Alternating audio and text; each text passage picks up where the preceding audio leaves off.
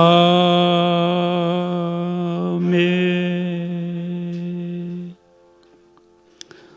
오늘 우리에게 내주신 하나님의 귀한 말씀은 구약성경 미가서 6장 1절에서 8절의 말씀을 교독하도록 하겠습니다. 미가서 6장입니다. 너희는 여호와의 말씀을 들을지어다. 너는 일어나서 산을 향하여 변론하여 작은 산들이 내 목소리를 듣게 하라 하셨나니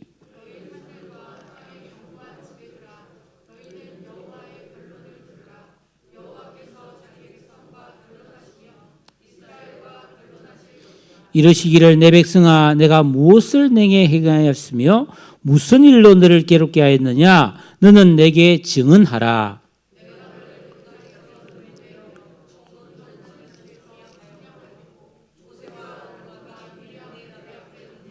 내 백성아 너는 모압 왕 발락이 꾀한 것과 부올의 아들 발람이 그에게 대답한 것을 기억하며 시딤에서부터 길갈까지의 일을 기억하라. 그리하면 나 여호와가 공의롭게 행한 것을 알리라 하실 것이니라.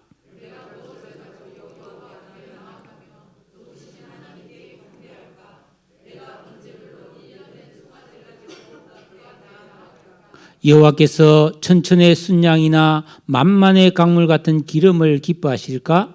내 허물을 위하여 내 맏아들을 내 영혼의 죄로 말미암아 내 몸에 열매를 드릴까?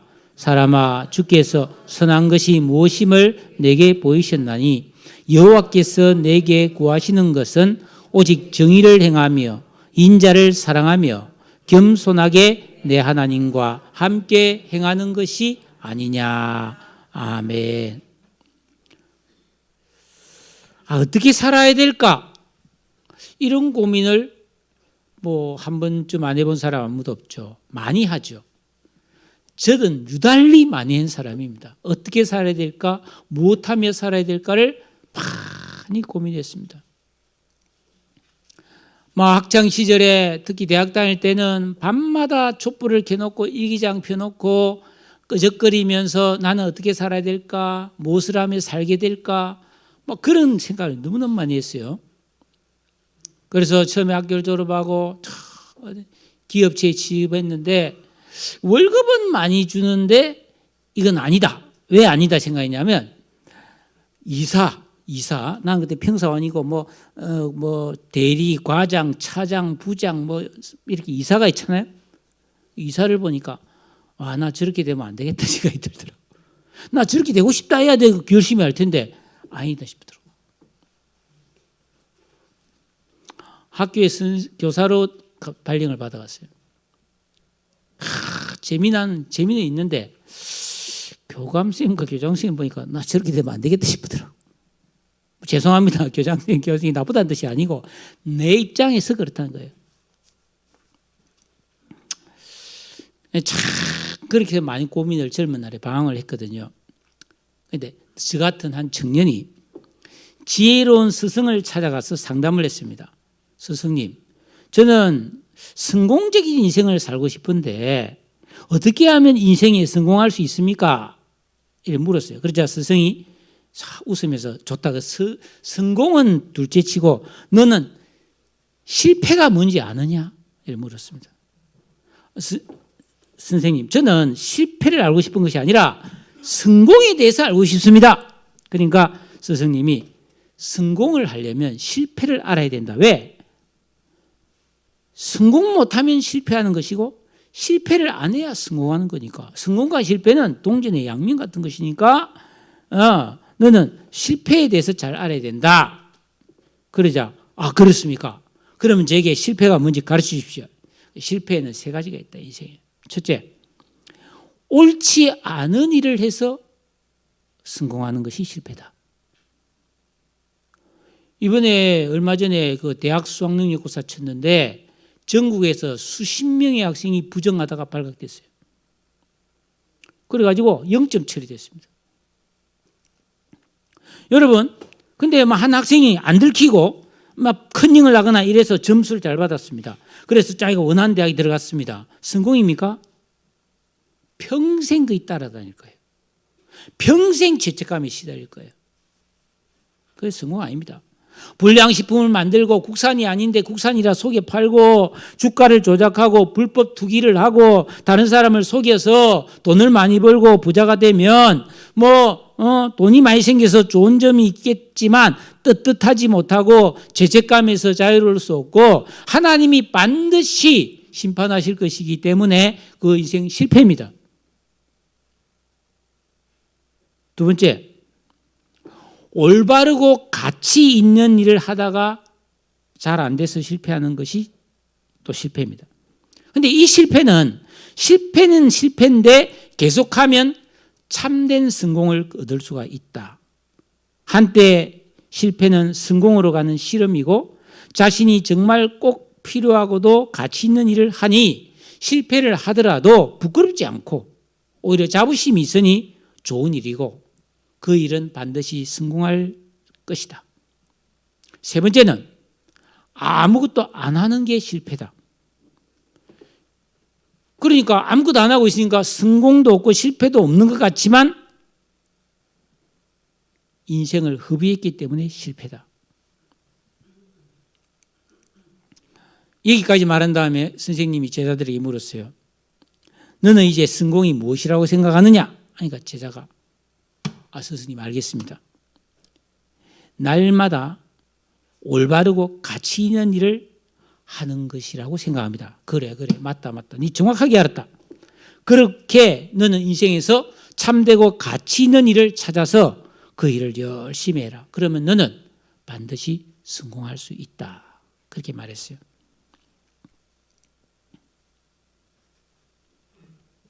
그러면은 예수 믿고 구원받은 우리 성도에게 날마다 열심히 해야 될 참되고 가치 있는 일이 뭘까요? 이거 알기가 쉽지 않아요. 이것을 찾는 데만 평생을 허비할 수 있습니다. 제가 젊은 날에 이걸 고민할 때 반야심경이라는 소설 반야심경이라는 책을 발견했어요. 불교 관련 책이잖아요. 근데 이제 그 안에 불교 이야기가 나오지만 주된 내용이 뭐냐면 마하반야 파라밀다 심경. 이게 뭐예요? 끝없는 진리의 길을 찾아간다는 뜻이거든. 그게 뭘까 해서 하얀 책이 막 두꺼워요 아주. 근데 그걸 찾아서 열심히 읽었는데 뭐가 뭔지를 몰랐습니다. 여러분, 모든 사람이 이 세상에 태어날 때 죄인으로 태어납니다. 그런데 우리가 하나님의 부르심을 받고 선택을 받아서 예수 믿고 구원을 받는다는 것은 엄청난 축복이죠.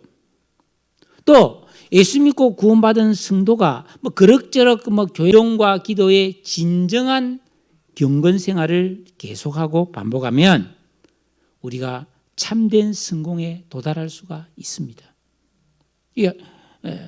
그런데 이 길은 성경이 좁은 길이다.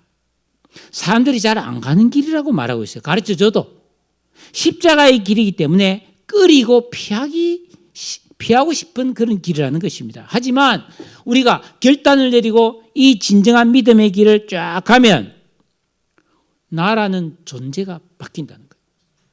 우리는 죄인으로 태어났고 우리 안에 있는 심성은 이기적이고 속으로 온갖 악한 생각과 죄를 짓는 그런 존재다 말이에요. 원망불평 잘하고 시기질투 잘하고 내가 좋으면 좋고 내가 싫으면 싫고 이런 사람이 하나님이 기뻐하시는 새 사람의 의식과 지각과 인격이 만들어져서 거룩함에 도달할 수 있다는 겁니다. 그렇게 됐을 때 우리는 이 땅에서 진짜 평강을 누리고 기쁨을 누리고 가장 좋은 것을 하나님께서 주셔서 받아 살 수 있다는 겁니다. 그뿐 아니라 우리는 이 세상뿐 아니라 영원까지 우리는 영생불사하는 존재니까 죽은 건너편 영원한 하나님 나라에서도 한없는 복을 누릴 수 있는데 이것이 우리가 이 땅에서 이루어가야 될 성공적인 삶이라는 겁니다. 이 말씀은 어떤 개인의 주장이나 사상이 아니라 성경의 핵심이고 우리를 사랑하시는 우리를 향한 하나님의 뜻인 줄로 믿습니다. 오늘 말씀은 미가라는 선지자가 기록한 말씀입니다. 이 미가 선지자는 그가 활동할 당시에 하나님을 믿기는 믿되 그렇고 그런 냉랭한 마음으로 형식적인 신앙생활, 그러니까 예배 와서 앉아는 있는데 그냥 앉았다 가는 정도, 하나님 말씀에 대해서는 모르고 그냥 여전히 자기 마음대로 살면서 형식적인 신앙생활을 하다 보니까 점점 죄에 대하여 무감각해져가는 성도들을 교훈하기 위해서 이 말씀을 기록했습니다. 그래서 오늘 미가서 말씀, 우리가 본 6장 이 말씀은 하나님이 우리에게 기대하시는 그런 진정한 사람의 모습은 어떤 것인가 하는 것을 정확하게 가르쳐주고 있어요. 자, 1절에 보면 너희는 여호와의 말씀을 들을지어다 너는 일어나서 산을 향하여 변론하고 작은 산들이 너의 목소리를 듣게 하라 하셨다. 하나님 미가에게 그렇게 말씀을 전해라고 했다는 거예요. 여러분, 최근에 우리 사회를 보면 사회 전반, 특히 정치권을 중심으로 갈등이 심해지고 싸움이 많아요. 그러다 보니까 고소 고발 사건이 빈번합니다. 이 정치적으로 풀지 않고 전부 법원에 가서 푸는 거예요. 그래서 누가 고소 고발을 하면 경찰이 사실관계를 조사하고 거기서 범법 사실이 드러나면 그게 재판에 넘겨져서 이렇게 재판을 통해 형벌을 받게 되죠. 그래서 많은 정치인들이 교도소에 가 있습니다.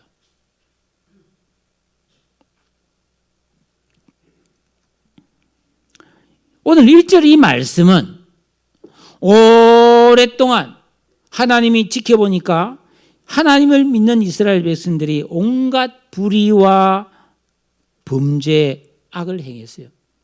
하나님이 지켜보다가 그러지 마라 다 이러고 안 돼요. 더 이상 두고 볼 수 없어서 소송을 거죠. 그래서 재판을 열어서 너희들이 죄가 뭔지를 내가 밝혀내겠다는 겁니다. 그러면서 하나님께서 오늘 보니까 너희들이 만약에 죄가 없다면 산을 향하여 변론을 해봐라. 이게 무슨 말이냐면은 이 이스라엘 백성들은 본래 그 애굽의 노예였는데 그 이제 하나님의 은혜로 광야를 지나 가나안 땅에 들어와서 정착해서 살게 됐잖아요. 그 정착하는 그곳에 마을마다 조그마한 산이 있어요. 우리도 옛날에 뭐 살던 시골이나 마을에 가면 우리나라 산이 많다 보니까 산이 다 있잖아요. 근데 그 산은 너의 조상 때부터, 네가 어렸을 때부터 네가 어떻게 살고 너희 조상들이 어떻게 살았는지 산들은 다 지켜봤다는 거예요. 왜? 산은 항상 그 자리에 있으니까. 그러니까 그 산들 앞에서 네가 죄가 없으면 죄 없다고 말해봐라. 아닐걸. 산들이 말도 안 되는 소리, 네 죄 많이 지어서 그럴 거라는 거예요. 그리고 하나님께서도 2절에서 나도 산들 앞에서 내가 이스라엘 백성들에게 이렇게 해주고 이렇게 해주는데 혹시 내 잘못한 거 있는지 산들아 말해봐라. 하나님도 그렇게 하겠다는 겁니다. 그럼 산들이 아니 하나님은 잘못한 거 하나도 없어요. 하나님은 잘해주기만 했어요. 이렇게 말할 거라는 겁니다.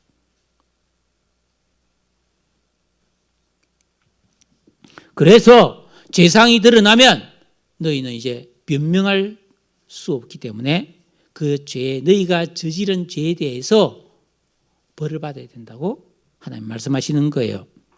그러면서 3절에 이렇게 말씀합니다. 내 백성아, 내가 무엇을 너에게 행하였으며 무슨 일로 너를 괴롭게 하였느냐? 너는 내게 증언해라. 그러니까 이스라엘 백성들이 원래 하나님과 계약을 맺었거든요. 이 계약 내용이 뭐냐면 너 나하고 계약하자. 계약 조건은 이거야. 너는 앞으로 무슨 일이든지 하나님만 믿어야 돼. 힘들면 하나님께 와서 기도하고 좋은 일이 있으면 하나님 앞에 감사하고 항상 하나님만 믿어라. 그러면 하나님 나는 너를 축복해 줄게.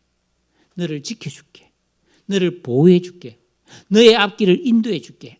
너희들이 이 세상을 살면 점점 존귀하게 되고 세상 모든 사람에게 칭찬과 명성을 얻게 해줄게. 이게 계약 내용입니다. 이스라엘 백성들이 손해보는 계약이 전혀 아니죠.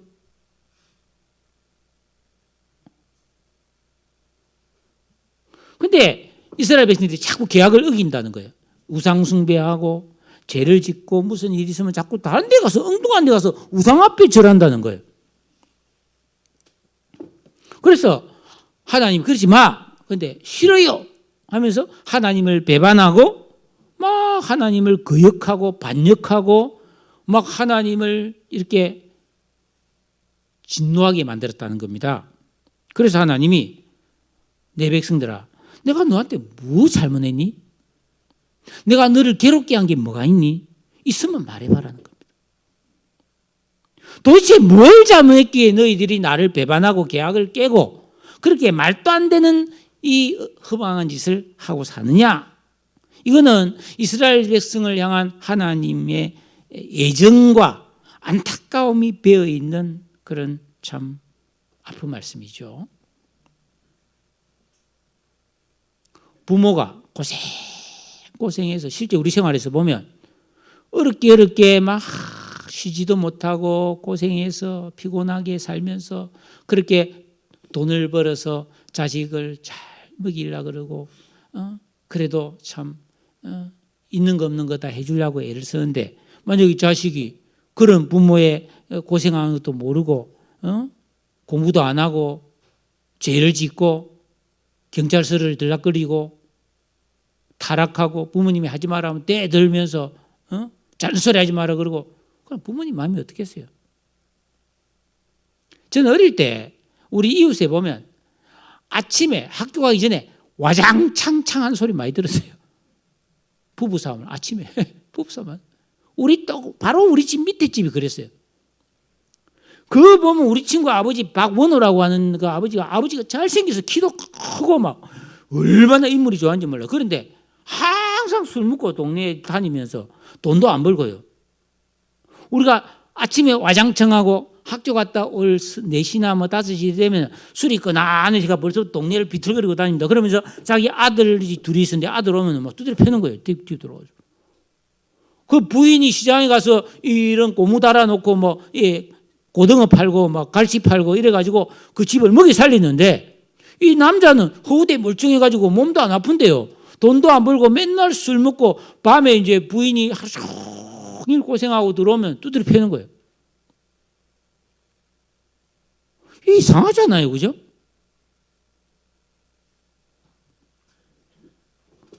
그러면 그 부인이 여보 내가 도대체 당신한테 뭘 잘못했길래 나를 때리고 내가 이렇게 고생해서 돈 벌어서 먹고 사는데 그럴 거 아니에요. 하나님이 그런 심정이다 이 말이에요 지금. 예? 그러면서 하나님께서 내가 너희들한테 참 해준 게 많지만 몇 가지만 예를 들어보자 하면서 4절에서 이렇게 말합니다. 내가 너를 애굽 땅에서 인도하여 내서 종노릇하는 집에서 속량했다.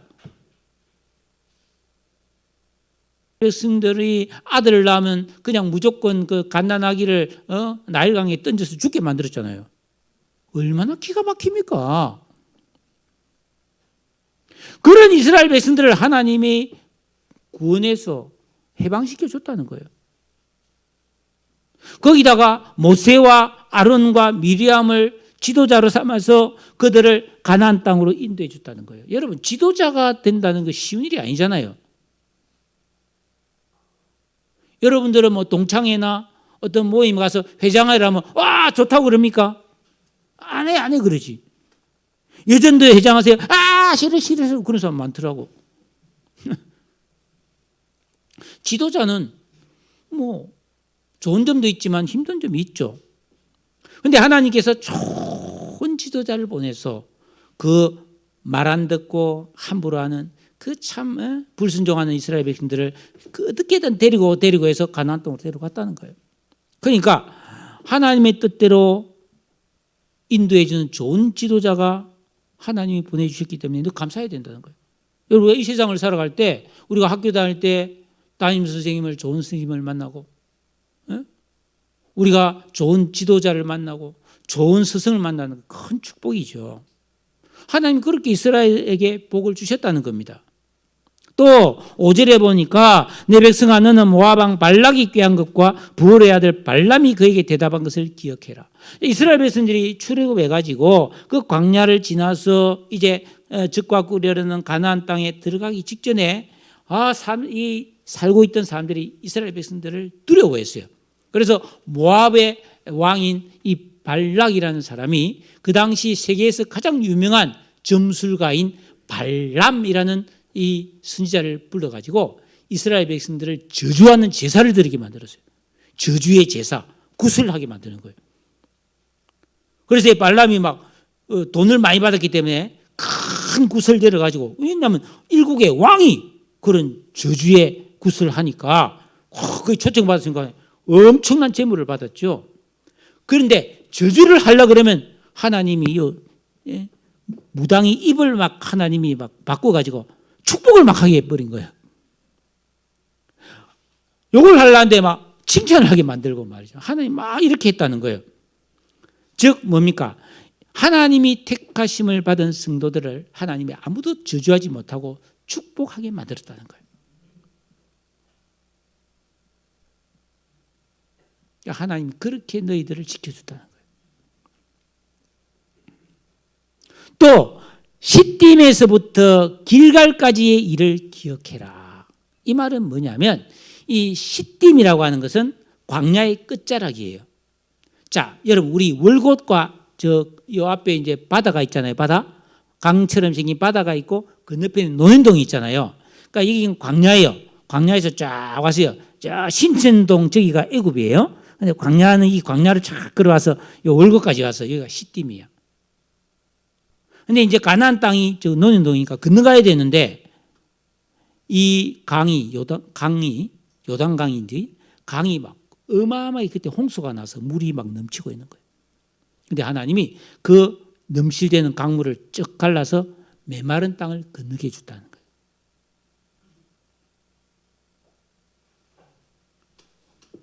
하나님이 이런 은혜를 줬다는 거예요.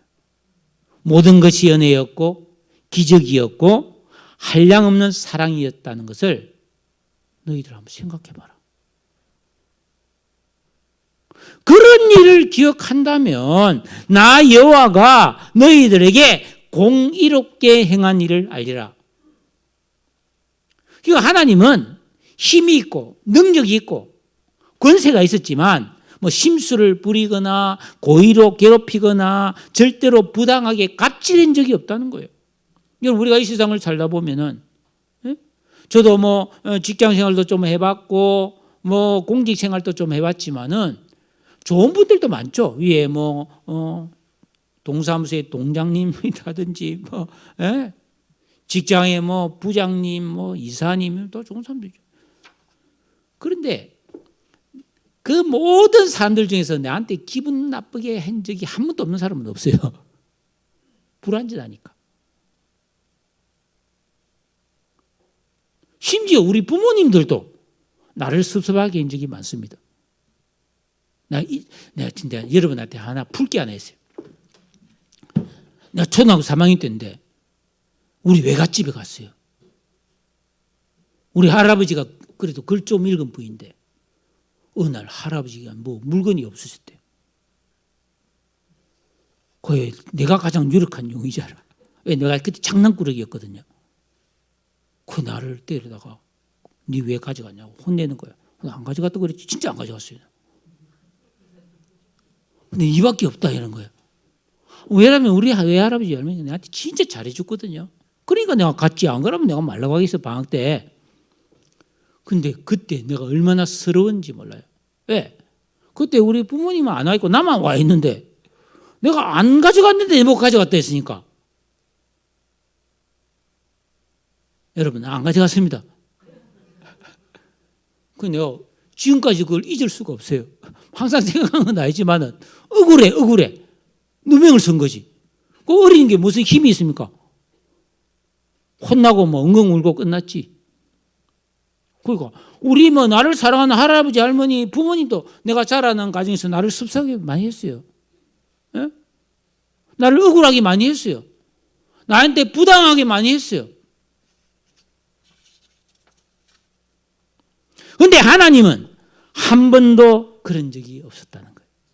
언제나 선하시고 언제나 자상하셨고 성도들이 겸손하게 하나님을 믿고 의지하기만 하면 한없는 자비와 은혜를 주시는 의로운 하나님이셨다 이 말씀입니다.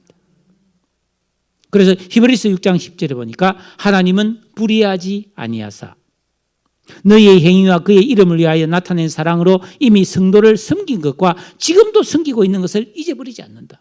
언제나 하나님은 우리를 섬기는 분이라는 거예요.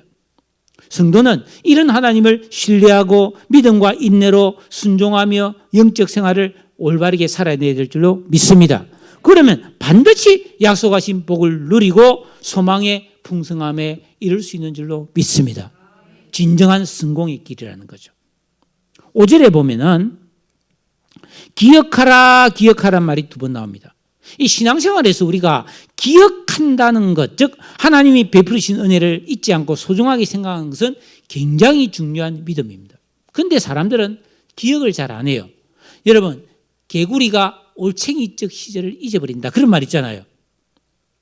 여러분, 올챙이 봐보세요. 뭐 동그란 데다가 꼬랑지 하나 딱 있잖아요. 그죠? 뭐예요 그게? 진짜 볼품 없어요. 근데 여러분, 내가 또 한 가지 여러분한테 풀 게 하나 있어요. 요놈의 올챙이들 진짜 악독합니다. 올챙이가 얼마나 못된 줄 아세요? 제가 우리 애가 어릴 때 산에 갔는데 개울가에 개구리 알이 막 하고 있더라고. 이만큼 있더라고.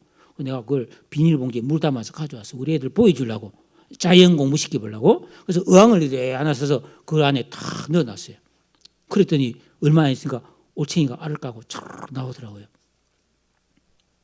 그 보기 좋죠. 올챙이가 근데 똑같은 알이 하나씩 태어났을 텐데 그 한꺼번에 올챙이가 나온 게 아니고 차례차례 올챙이가 오늘 한 10마리, 내일 한 10마리 뭐 이렇게 나오더라고요.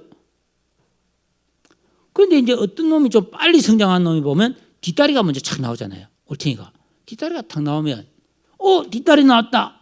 쟤 얼마 안 있으면 앞다리 나오고 개구리 되겠네. 이렇게 생각했는데 뒷다리가 딱 나온 올챙이는 그 다음날 아침에 없어요. 쪼매난 것들이 다 먹어버려요. 근데 그걸 충격받았어요. 그래서 내가 가만히 봤는데요. 뒷다리 나왔다 하면 그놈은 죽는 거예요. 이상하더라고. 그래서 그 의항이 완전 킬링필드예요. 그런데 그 올챙이가 여러 수백 마리인데 그런 과정이 반복돼 가지고요. 어떨 때는 반마리만 남을 때도 있고 막. 왜냐면 뒷다리가 많이 나온 놈이 여러 마리면 전부 다 그 다음날 반마리만 남는 거예요. 이게 이상한 거예요, 이거. 그래서요, 제일 마지막에 한 서너 마리만 남았어요. 근데 그 안에서도 그런 일이 벌어져서 결국 올챙이 앞에 뒷다리 나온 놈은 다 죽고 딱 한 마리가 남더라고. 제가 그 한 마리를 어땠을 것 같아요? 이 싹한 놈아 변기에 넣고 물을 내려버렸어요. 너무 싹, 니는 깨구리 될 착이 없다. 너무 악독하다. 내가 그게 너무너무 마음이 아파요. 진짜 악하다. 올챙이 진짜 악하다. 야, 무슨 이야기야? 예. 여러분, 우리는 하나님의 은혜를 잊어버리면 안 돼요. 부모님의 사랑을 잊어버리면 안 돼요. 젊어서 같이 고생한 남편과 아내를 잊어버리면 안 되는 줄로 믿으시기를 축복합니다.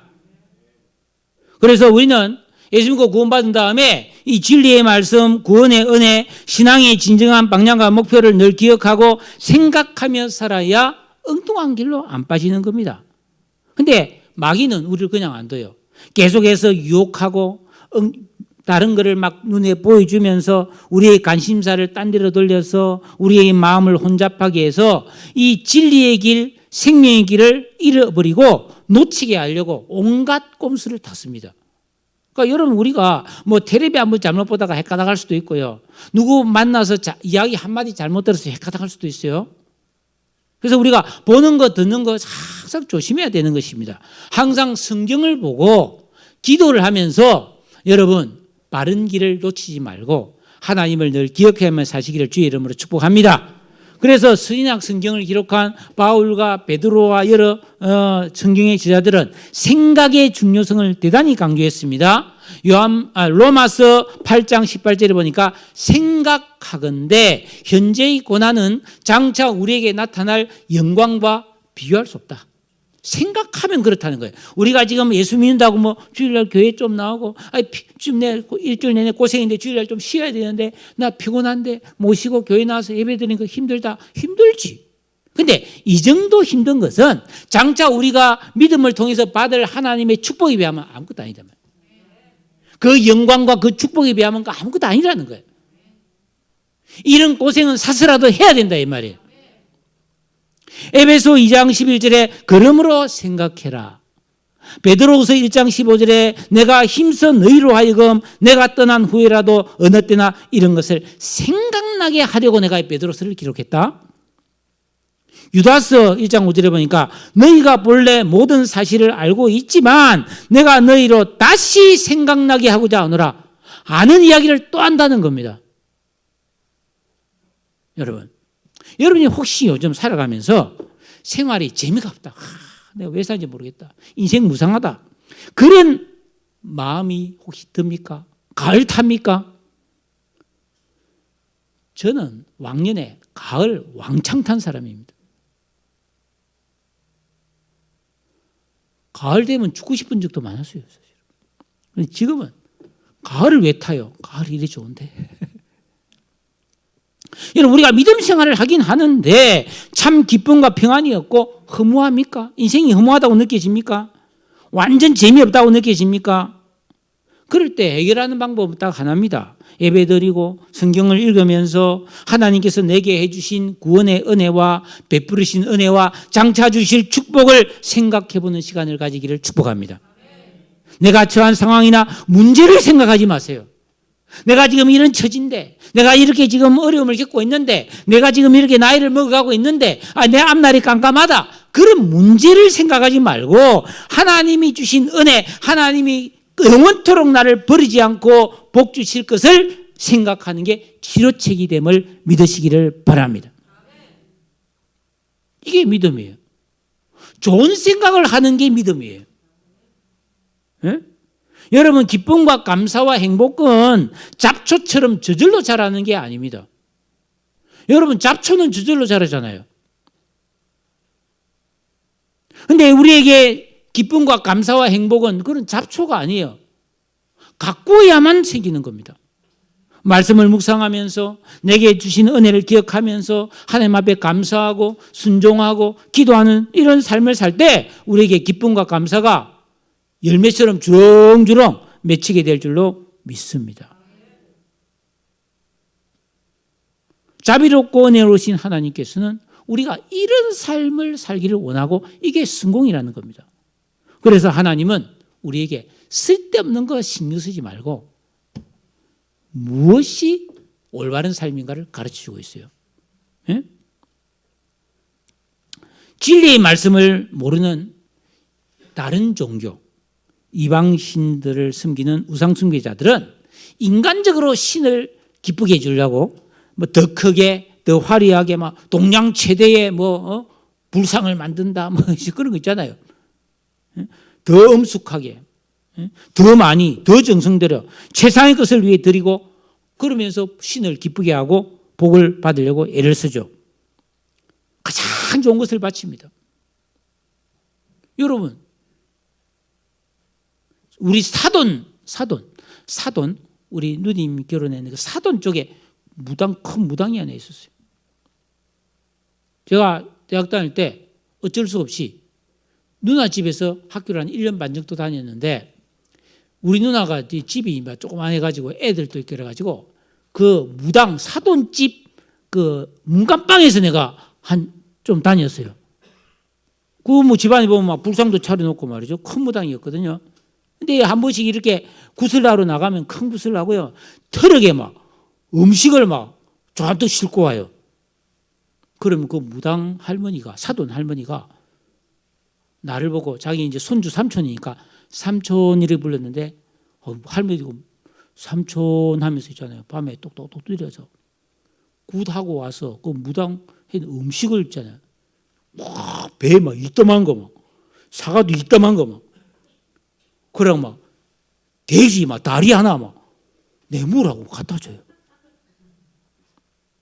그때 겁이 나서 못 먹었지만은 지금 생각하면 그때 먹을 걸 생각했는데 그런 제사 음식은 사실은 먹어도 건기가 없어요. 왜? 귀신이 그 안에 있는 기운을 다 땡겨가 버리기 때문에. 제가 뭘 말씀드리냐면은 여러분 굿할 때 제사 드릴 때 제일 좋은 거 사잖아요. 집에서 제사 드릴 때 뭐 흐름한 거 뭐 사구리 있고 뭐 그런 거 삽니까? 돈이 없어도 그때만은 제일 좋은 거를 사서 제사상을 차리잖아요. 왜 그럽니까? 좋은 걸 바쳐야 그게 정성이고 그래야만이 복을 받을 거라고 생각을 하잖아요. 하나님이 우리에게 원하는 것은 거룩함입니다. 내가 거룩하니 너희도 거룩해라. 그럼 거룩해지려면 어떻게 해야 되는가? 지극정성을 바치고 좋은 걸 바쳐야 되는 게 아니고요. 디모데전서 4장 5절에 보니까 하나님의 말씀과 기도로 거룩해진다고 되어 있어요. 어떻게 하면 거룩해진다고요? 그 여러분이 성경 보고 기도해서 그 말씀대로 살고 하나님 뜻대로 기도해야 여러분들은 거룩한 사람이 되고 하나님이 기뻐하는 사람이 될 수 있음을 믿으시기를 축복합니다. 그러면 우리가 말씀과 기도로 거룩해진다는 것은 어떻게 실제로 살아가는 것일까? 그게 이제 6절에서 8절 사이에 나와 있어요. 자, 6절에 보니까 기가 막힌 말을 하세요. 내가 무엇을 가지고 여호와 앞에 나아가며 높으신 하나님 앞에 경배할까? 내가 번제물로 1년 된 송아지를 가지고 그 앞에 나아갈까? 질문을 내는 거예요. 질문. 그러니까 미가 선지자가 이스라엘 백성들을 모아놓고 여러분이 어떻게 하면 하나님을 기쁘시게 하고 하나님을 잘 섬기는 게 뭔지 말해볼 사람? 이러니까 사람들이 저요 다 아는 거예요. 그 말해보세요. 그러니까 1년 된 송아지를 바치는 겁니다. 맞아요. 그러는 거예요. 이게 무슨 말이냐면 그 당시 이스라엘 백성들은 항상 하나님 앞에 제사를 드렸어요. 그 제사 중에 가장 중요한 제사가 번제라는 제물을 태워드리는 건데 이 번제는 안식일, 우리처럼 주일 예배 이 시간에 짐승 잡아 드려야 되는 거예요. 에? 안식일마다 매달 초하루에 절기 때마다 명절 때마다 1년에 3번 그리고 수시로 죄를 지었을 때 감사할 때 번제를 드렸어요. 그런데 이 번제 드릴 때는 반드시 제물이 있어야 되는데 최고로 돈이 있고 내가 뭐 특별히 좀 하나님 앞에 감사하고 싶으면 1년 된 송아지를 바친 거예요. 제일 비싼 거. 그거보다 또 좀 돈이 없는 사람은 양이나 연소를 바친 거예요. 근데 그 정도도 돈이 없는 사람은 어떻게 해야 되냐? 집비둘기나 산비둘기를 잡아가지고 비둘기를 드리면 되는 거예요. 그거는 이제 산에 들어있으니까 잡아서 드릴 수 있으니까. 근데 그것도 비둘기도 없다. 그러면 밀가루를 가져와서 그걸로 하나님 앞에 태워드릴 수도 있었어요. 그러니까 생활 수준과 형편 따라서 재물을 내가 본인이 선택할 수 있단 말이에요. 그러니까 가난한 사람은 매일 그냥 비둘기 드리고 뭐 그보다 더 가난한 사람은 맨날 밀가루 가져가서 하나님 하면서 제사를 드렸다는 거예요. 그런데 어떤 사람이 나 오늘 1년 된 송아지 바쳤어. 우와, 니 복 받겠다 그랬다는 거예요. 왜? 엄청나잖아요. 밀가루 한 움큼하고 송아지 한 마리는 엄청난 차이죠.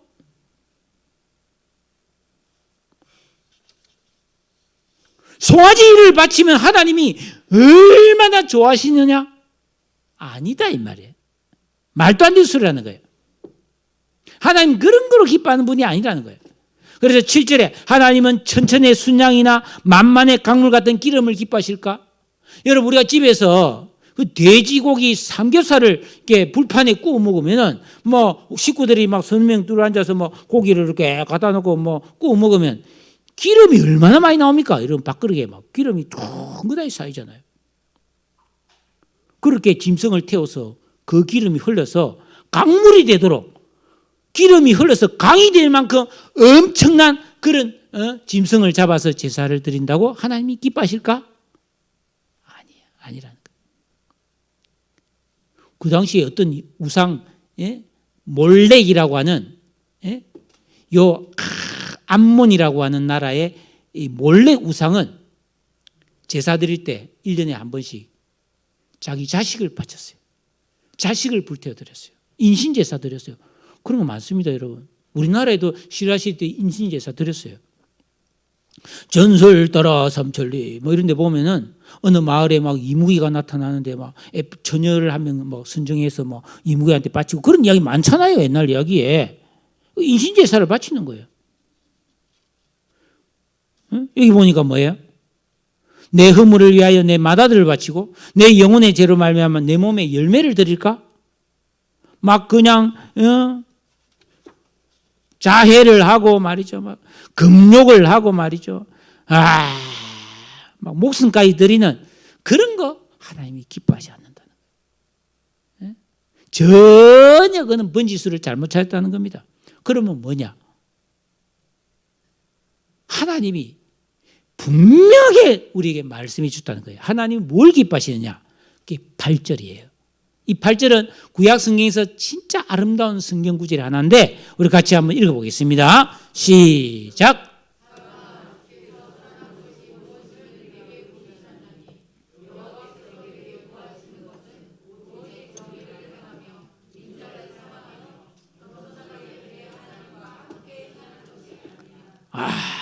너무너무 멋있잖아요. 하나님은 뭐 일년된 송아지 뭐 1000마리 10,000마리 양을 바치고 막 기름이 강물같이 흐르도록 그렇게 불살아지고 막 심지어는 뭐 내 아들을 바치고 막 내 목숨도 바치고. 지금 이슬람은 그러잖아요. 자살폭탄 폭탄 달고 막 뻥 하면은 그 사람 천국 가서 막 상 받고 뭐 수많은 미녀들과 뭐 결혼할 수 있고 뭐 헛소리 하잖아요. 그래서 자살 테러 하잖아요. 하나님 그렇지 않다는 거예요. 하나님이 우리에게 정말로 원하시는 거, 하나님 정말로 기뻐하는 것은 첫째로 뭐예요? 정의를 행하는 거다. 이 정의는 뭐예요? 인간관계에서 다른 사람을 잘 대해주는 걸 말해요. 하나님은 언제나 우리에게 잘 대해주시잖아요. 그런데 정의를 행한다는 게 구체적으로 뭐냐? 십계명이에요. 부모를 공경해라. 그게 정의를 행하는 거예요. 부모한테 불효하는 거, 그거 뭐예요? 악독한 거라는 거예요. 다른 사람을 괴롭히거나 학대하거나 다른 사람에게 모멸감을 주거나 다른 사람의 가슴을 아프거나 슬프게 하지 마라. 자녀의 마음을 아프게 하지 마라. 바람 피우지 마라. 도둑질하지 마라. 거짓말하고 공갈치지 마라. 남의 것 탐내지 마라. 남의 집 물건, 남의 집 아내, 남의 집 남편 탐내지 마라. 하나님 보시기에 어렵게 살아라는 거예요. 남한테 해코지하지 말라는 거예요. 이런 삶을 안 살면은 너희들이 백날 뭐 송아지 바치고 뭐 양을 바치고 아무 소용 없다는 거예요. 정의를 행해라. 그래서 아모스 선지자는 너희가 살고 싶으면 선을 구하고 악을 구하지 마라 하면서 아모스 5장 24절에 오직 공법을 물같이 정의를 하수같이 흘려라. 정의로운 삶이 강물같이 흘러라는 거예요. 예수 믿고 구원받은 성도는 이렇게 계명을 지킴으로 하나님을 닮아서 정의로운 삶을 살아야 하나님이 약속하신 모든 좋은 복과 은혜를 누릴 수가 있는 줄로 믿습니다. 그 다음에 두 번째는 인자를 사랑하라. 인자는 변함없는 사랑, 참된 사랑을 말합니다. 이것은 대인관계로 치면 영어 번역에 보면 친절함, 온유함으로 번역되고 있어요. 즉 성도가 하나님을 올바르게 믿고 하나님을 안다면은 하나님이 죄인인 나를 용서해 주시고 사랑해서 자녀까지 삼아 줬잖아요. 죄인인 나를, 원수였던 나를 자녀 삼아 줬잖아요. 그것처럼 너희들도 다른 사람, 이웃을 친절하게 대해주고 사랑을 베풀어주고 잘 해주라는 겁니다.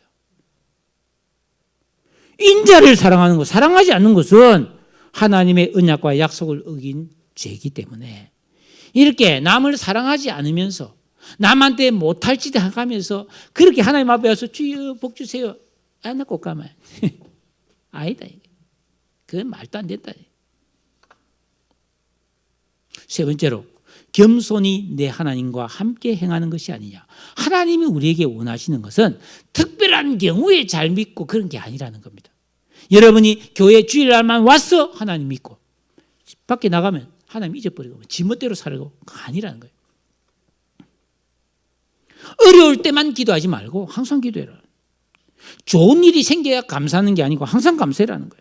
날마다 순간마다 하나님을 의식하면서 그런 하나님과 동행하는 그런 사람이 되라는 것입니다. 여기서 겸손하게라는 말이 있는 것은 자기 경험, 자기 지식, 자기 기분, 자기 성격, 자기 기질 그렇게 살지 말고 예수 믿고 구원받아서 계명을 지켜서 주님을 내 인생의 주인과 왕으로 모시고 순종과 기도의 삶을 잘 살아서 내 마음을 기경하고 그래서 하나님의 수준에 좀 맞는 삶을 살아서 주님과 동행이라는 겁니다.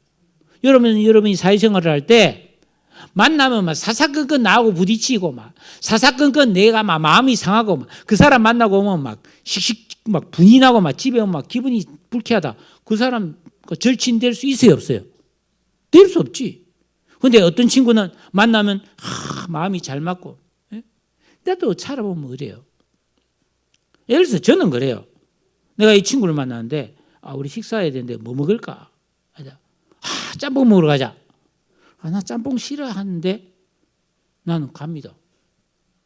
친구가 짬뽕 먹고 싶다는데 가서 조금만 먹으면 되지. 가서 짬뽕 먹는데 또 어떤 때는 뭐 싫었는데 가서 또 먹으면 맛있을 때도 있어요. 내 생각이 항상 옳은 것도 아니에요. 그런데 어떤 사람은 죽어도 안 간다는 거예요, 자기는. 한 친구가 대여 6명, 7명 가는데 나 다 그 간다는데 자기는 안 가겠다는 거예요. 자기 보고 싶은 걸 가겠다는 거예요. 다음에는 안 만나, 그런 사람. 어쩌다가 그럴 수 있겠지만 항상 그러면 그렇잖아요.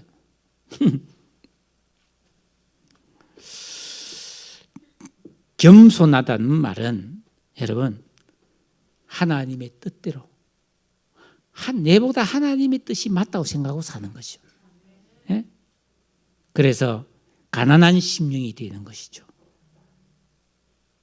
여러분 사람은 예수 믿는 사람들이 착각하는 게 있어요. 성공해서 하나님께 영광 돌려야 되겠다. 1등해서 하나님께 영광 돌려야 되겠다. 대단한 일을 해서 하나님께 영광 돌려야 되겠다. 헌금을 많이 했으면 하나님께 영광 돌려야 되겠다고 생각하지만 하나님이 진짜 원하는 것은 사무엘상 15장 22절에 순종이 제사보다 낫고 듣는 것이 순양의 기름보다 낫다고 하신 것처럼 나라는 존재 자체가 하나님의 마음과 통하기를 원하시는 거예요. 아담으로부터 유전된 생득, 태어날 때부터 가진 그런 죄인의 모습이 아니라 예수 믿고 구원받아서 마음과 영이 새롭게 변화를 받아서 하나님의 선하시고 기뻐하시고 온전하신 뜻이 무엇인지 아는 그런 마음 통하는 벗이 되기를 하나님은 원하시는 거예요. 그런 사람이 되면 결론입니다. 포도나무에 아주 극상품 포도나무에 포도가 가지에 열매가 차락차락 열리는 것처럼 열매 맺는다는 삶입니다. 좋은 땅에 심겨진 씨앗은 30배, 60배, 100배의 결실하듯이 우리 인생에 그런 결실이 많아지고 흐르는 세월 속에서 또 한 해가 지나가고 가을이 깊어지고 찬바람이 부는 겨울이 오더라도 인생 무상이다, 허망하다 이런 느낌이 드는 것이 아니라 감사하고 기뻐하고 소망 가운데 즐거워하는 삶을 살 수 있게 되는 줄로 믿습니다. 그래서 이 땅에서뿐 아니라 영원까지 잘 되는, 이 땅을 세뿐 아니라 죽은 건너편 영원한 하나님 나라에서도 잘 되는 것까지가 성공이에요. 이 땅에서 잘 먹고 잘 살고 뭐 죽어서 지옥 떨어지면 그건 성공 아니고 완전히 실패한 거예요. 그러니까 이 땅에서 뭐 좀 잘 살고 뭐 좀 많이 배웠다고 해서 뭐 예수 안 믿고 뭐 좀 내가 살만하다고 해서 뭐 까불고 인생 실패하기로 작정한 사람입니다. 왜? 사람은 영원한 존재거든요. 우리의 영혼은, 몸은 죽어서 흙으로 돌아가지만 우리 영혼은 영원한 존재예요. 절대 안 죽어요. 그리고 몸도 나중에 다시 부활합니다. 그래서 죽음 건너편 영원한 세계에서 잘 되는 것까지가 성공이라는 것을 여러분들이 멀리 바라보고 오늘 이 8절에 있는 것처럼 하나님이 선하다고 생각하는, 진정한 하나님 기뻐하시는 이 길을 우리가 걸어갈 수 있기를 주의 이름으로 축복합니다. 함께 갑시다. 기도하겠습니다.